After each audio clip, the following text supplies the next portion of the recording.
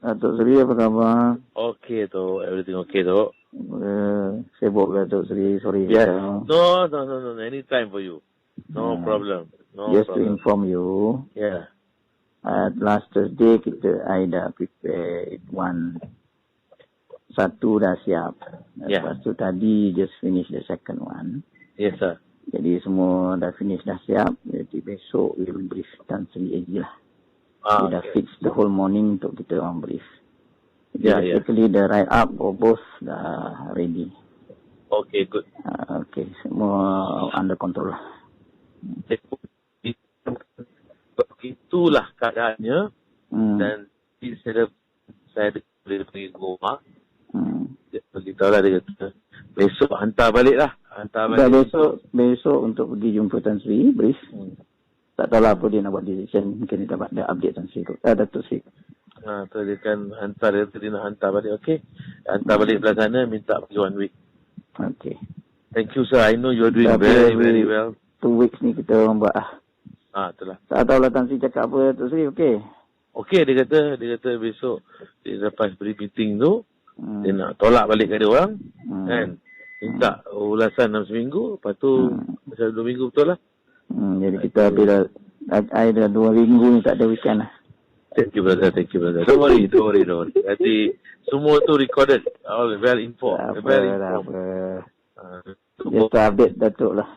Thank you. Okay, right. Take care, apa-apa kita calling. Okay, ada apa-apa yang update.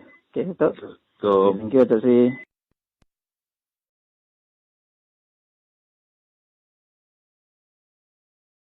How was it? Good or bad? Dia maintain. They cannot do the finding. Dia tak ada finding lah. Dia maintain, Datuk Sri. Kita hantar balik tu because we post certain question to them. Jadi when kita post certain question to them with a view that they take that opportunity untuk review lah. Tak ada lah. Dia orang tak review lah. Maintain dia orang punya tu. Maintain, lepas tu nak cadangkan pula against lagi dua orang lagi pula.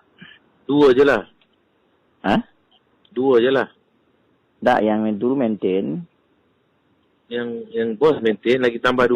Maintain, tambah lagi untuk 2 orang lagi. 4 orang. 4 orang. Siapa orang lah? Rosman, Syamsul, Rosman Nick, tak ada. Syamsul dengan Nick, dengan Subuh. Dan Samsul dengan Aziz. Aziz mana? Aziz satu something. Saya tak ingat Aziz mana. Oh, ada Aziz lah. Ada Aziz. Bukan Aziz Rahim lah. Alhamdulillah. So Aziz, Samsul, Subihi, Nick. Nick Subuh. Nick Subuh. Okey lah, Rosman tak ada. Alhamdulillah tak ada kena-mena tabung haji. Tak ada. Sebab dia Rosman tak ada. Confirm Confirm tak. You dah baca banyak kali baca lah. Kita prepare ni. Nak final hari Isnin. Kita finalize kan. So, semuanya road to Mexico. Semuanya. Semua sekali tapau big. Yang tu. No. Yang tadi kita brief Nancy this kan Nancy. What we are going to do is on apa tu Tuesday. We settle number 1 dulu lah. Okay. Yang itu nanti we send back for more. Sama macam itulah lebih kurang. Tapi we will settle that one first. Once and for all lah. Yang part ni dia go for CP kan? CP apa tu kan? Yang mana which one? Betul. CP kan?